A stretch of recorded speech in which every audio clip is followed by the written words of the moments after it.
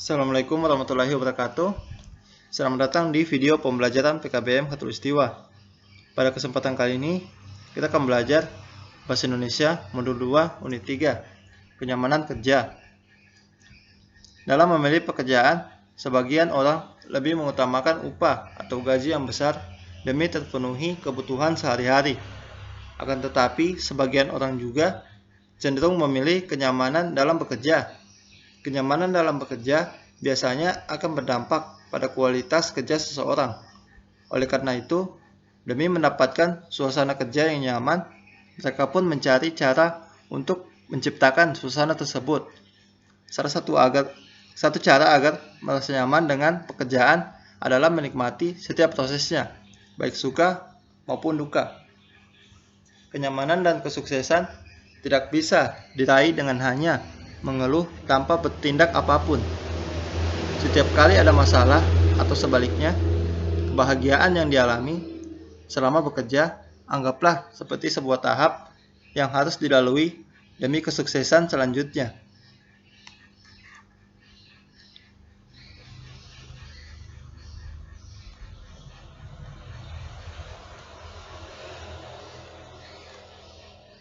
Pekerjaan adalah kegiatan yang harus dilakukan orang untuk memenuhi kebutuhannya.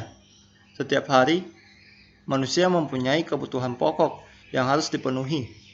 Pekerjaan yang menghasilkan barang disebut produksi, atau pekerjaan yang menghasilkan barang untuk memenuhi kebutuhan hidup. Pekerjaan lain adalah pekerjaan yang menghasilkan jasa, yang dibutuhkan masyarakat atau menawarkan jasa, seperti kesehatan, pendidikan, dan lain-lain. Saat seseorang bekerja, mereka harus mempunyai nilai-nilai yang baik. Jujur dan kerja keras adalah nilai yang harus dimiliki. Contoh laporan hasil wawancara. Laporan hasil wawancara.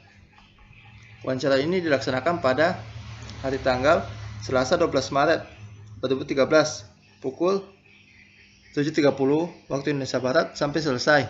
Tempat Pusat Bandeng Presto Pakumis. Narasumber Bapak Haji Abdurrahman.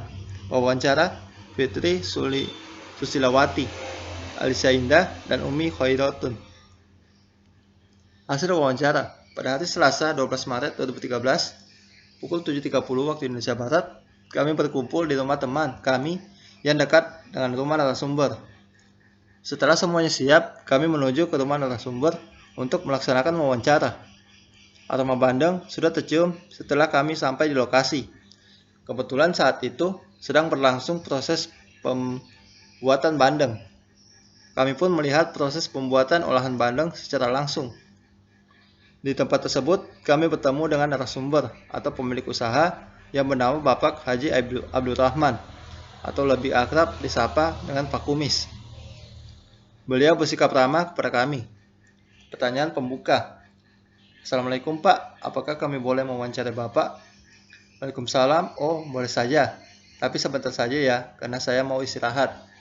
Siapa nama lengkap Bapak? Nama saya Haji Abdurrahman, tapi biasa dipanggil Pak Kumis. Kenapa bisa dipanggil dengan nama Pak Kumis? Karena pada waktu Pak Kumis itu sudah mempunyai kumis, sehingga masyarakat sedang memanggil saya dengan nama Pak Kumis. Apa cita-cita Bapak pada waktu masih kecil? Ingin berdagang seperti orang tua saya dulu.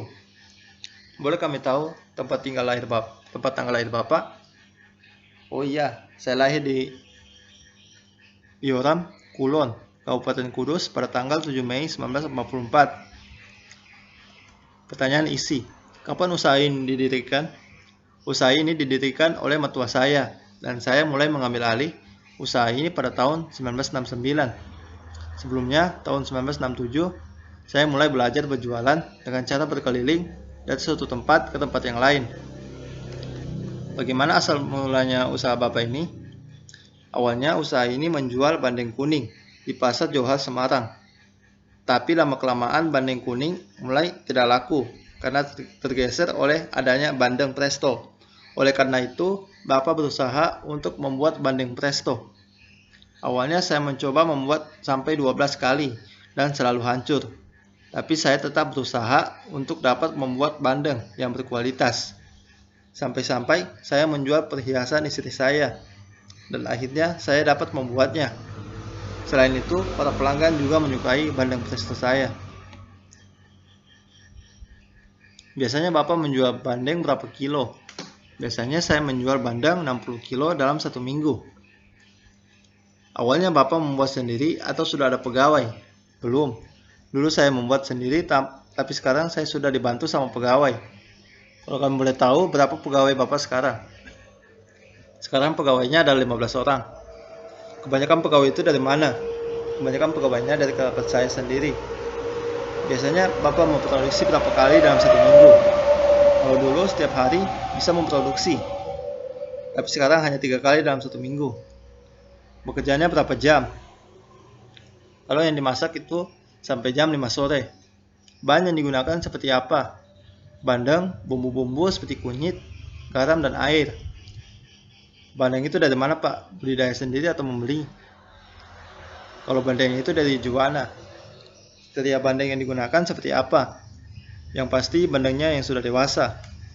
Ukurannya berapa? Bervariasi. Berapa lama waktu yang digunakan untuk membuat bandeng presto? Sekitar 9 jam. Selain bandeng presto, Bapak memproduksi apa saja? Ada otak-otak, itu dari otak bandeng. Kinco dari bagian dalam bandeng. Terus ada nougat bandeng. Kemana saja Bapak mendistribusikan produk Bapak ini? Di sekitar Kudus, Pasar Johar, Semarang.